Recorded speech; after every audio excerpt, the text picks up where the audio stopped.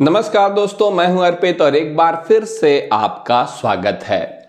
बिहार में राजनीतिक वर्चस्व की लड़ाई की आंच दिल्ली में प्रधानमंत्री की कुर्सी तक पहुंच गई है। इस वक्त आप देख सकते हैं कि बिहार में ये पोस्टर लगे हुए हैं, नीतीश हैं सब पर 20। सवाल यह है कि अगर नीतीश 20 हैं तो 19 कौन है। आप सभी जानते हैं कि न केवल भारतीय जनता पार्टी और उसके समर्थकों की तरफ से, बल्कि हमारे देश की मेन स्ट्रीम मीडिया यानी कि गोदी मीडिया की तरफ से बार बार यह प्रचारित किया जाता है कि भारतीय जनता पार्टी इस पूरे विश्व की नहीं बल्कि ब्रह्मांड की सबसे बड़ी पार्टी है और इस ब्रह्मांड की सबसे बड़ी पार्टी के सबसे लोकप्रिय नेता हैं प्रधानमंत्री नरेंद्र मोदी। और इस वक्त आलम यह है कि इसी पार्टी के ये महान लोकप्रिय नेता और उनके डिप्टी बिहार के मुख्यमंत्री नीतीश कुमार के आगे घिघिया रहे हैं। इसके पीछे वजह बिल्कुल स्पष्ट है। नीतीश कुमार जो कि बिहार के सीएम हैं, वो प्रगति यात्रा पर चले गए हैं, जो कि चुनाव प्रचार के लिए एक सरकारी यात्रा है, जिसमें डिप्टी सीएम एक तरफ है सम्राट चौधरी और दूसरी तरफ है विजय सिन्हा। दोनों को ही फटकने नहीं दिया गया है। ये दोनों ही भारतीय जनता पार्टी के नेता हैं, बिहार सरकार में डिप्टी सीएम हैं, लेकिन इन्हें साथ नहीं ले जाया गया है। किसी भी कार्यक्रम में भाजपा का कोई भी नेता आमंत्रित नहीं है। हालत यह है कि मीडिया को जवाब देते नहीं बन रहा कि भारतीय जनता पार्टी के नेता इस यात्रा में शामिल क्यों नहीं है। इस बात से कुछ सवाल खड़े होते हैं, जिसमें सबसे पहला सवाल है कि क्या नीतीश बीजेपी से अलग होकर सरकार गिराने की तैयारी में हैं। इस सवाल का जवाब हमें मिलेगा जब हम देखेंगे कि क्या नीतीश एक तीर से दो निशाना भेदना चाह रहे हैं, भेदने का प्रयास कर रहे हैं। आप सभी जानते हैं कि नीतीश कुमार का चुनाव चिन्ह है तीर कमान।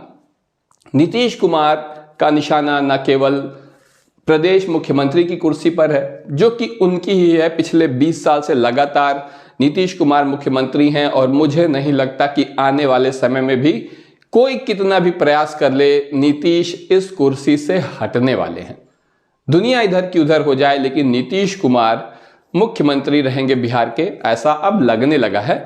प्रधानमंत्री की कुर्सी पर भी नीतीश कुमार का निशाना है। आप देख सकते हैं कि इस वक्त नीतीश कुमार ये बात अच्छी तरह से समझ चुके हैं कि अगर वो चाहें तो भाजपा से समर्थन वापस ले सकते हैं, जिससे मोदी सरकार गिर सकती है, लेकिन उनकी कुर्सी पर कोई आंच नहीं आएगी, क्योंकि वो लालू यादव के साथ जाकर मुख्यमंत्री पद पर एक बार फिर से शपथ ले सकते हैं, बने रह सकते हैं। ऐसे में निश्चित रूप से भारतीय जनता पार्टी की जो शीर्ष नेतृत्व है वो भी इस बात को समझता है और इसीलिए लगातार ऐसे ऐसे बयान दिए जा रहे हैं कि बिहार में हमेशा नीतीश ही रहेंगे। यहां पर जो है भाजपा के प्रदेश अध्यक्ष कह रहे हैं कि अगर नीतीश कुमार की पार्टी एक सीट भी नहीं जीतेगी तब भी हम उन्हें ही मुख्यमंत्री बनाएंगे। खुद गृह मंत्री अमित शाह कह रहे हैं कि हम हर कीमत पर नीतीश कुमार को मुख्यमंत्री बनाए रखेंगे, क्योंकि भाजपा सच्चाई समझ रही है। अब बात करते हैं, यहां पर आप देख सकते हैं काशीराम जी ने कहा था कि मजबूत नहीं मजबूर सरकार चुनिए, जिससे जनता अपना हक सरकार से छीन सके। 2014 में देश ने एक मजबूत सरकार चुनी थी जब बीजेपी की सरकार बनी थी। इसके बाद 2019 लोकसभा चुनाव में उससे भी मजबूत सरकार चुन ली थी, जब वो सरकार बीजेपी सरकार ना होकर मोदी सरकार हो गई थी। 2014 में सिर्फ बीजेपी की बात होती थी, एनडीए के सहयोगी दलों को कोई नहीं पूछता था। लेकिन 2019 में भाजपा के भी किसी नेता को कोई नहीं पूछता था, भाजपा की भी बात नहीं होती थी, सिर्फ चारों ओर मोदी मोदी मोदी, यही एक नाम था, मोदी सरकार। लेकिन 2024 में इस देश की जनता ने एनडीए की सरकार चुनी है। एनडीए की सरकार, क्योंकि भाजपा 241 सीटों पर सिमट कर रह गई है और जिन 3 लोगों के पास इस सरकार की चाबी है, उसमें पहला नाम है चंद्रबाबू नायडू, नीतीश कुमार और चिराग पासवान। चंद्रबाबू नायडू के पास 16 सांसद हैं, नीतीश कुमार के पास 12 सांसद हैं, वहीं चिराग पासवान के पास भी 5 सांसद हैं। और यदि ये लोग अपना समर्थन वापस ले लेते हैं तो प्रधानमंत्री नरेंद्र मोदी से सत्ता दूर हो जाएगी, बहुत दूर हो जाएगी। आप सभी जानते हैं कि देश का मेन स्ट्रीम मीडिया गृह मंत्री अमित शाह को आज की राजनीति के चाणक्य के रूप में प्रचारित करता है, लेकिन वास्तविक चाणक्य गुजरात की नहीं बल्कि बिहार की धरती से थे। और ये मीडिया के स्वघोषित चाणक्य जो हैं, इन्हें समझ में आ रहा है कि असली चाणक्य कौन रहा होगा।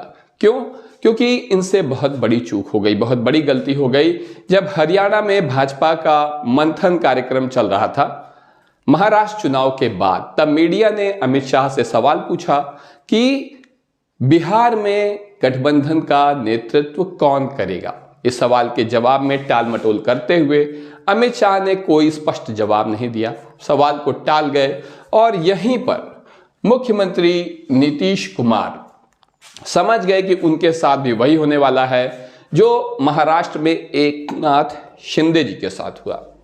एकनाथ शिंदे महाराष्ट्र के मुख्यमंत्री थे, उन्हीं के नेतृत्व में चुनाव भी लड़ा गया।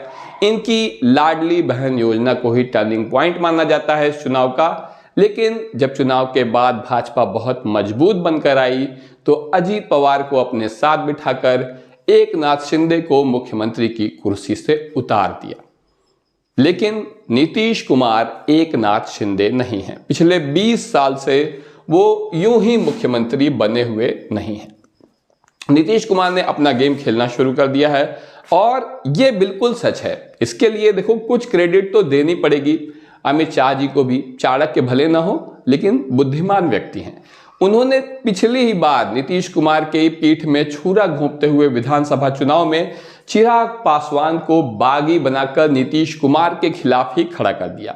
नीतीश कुमार जो पूरी ताकत से आरजेडी के खिलाफ लड़ने की तैयारी कर रहे थे, तेजस्वी का सामना करने को तैयार थे, उन्हें इस हमले का हरगिज अंदाजा नहीं था चिराग पासवान के रूप में।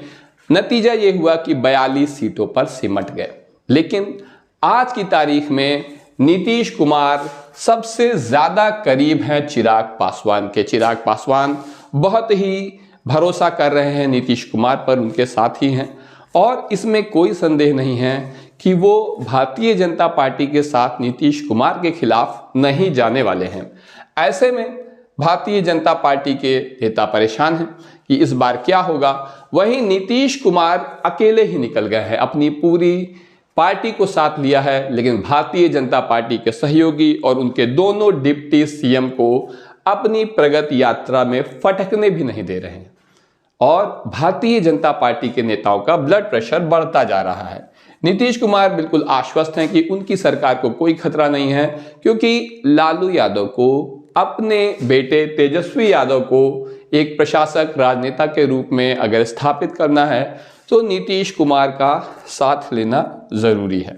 ऐसे में आप देख सकते हैं कि नीतीश वाकई बीज हैं।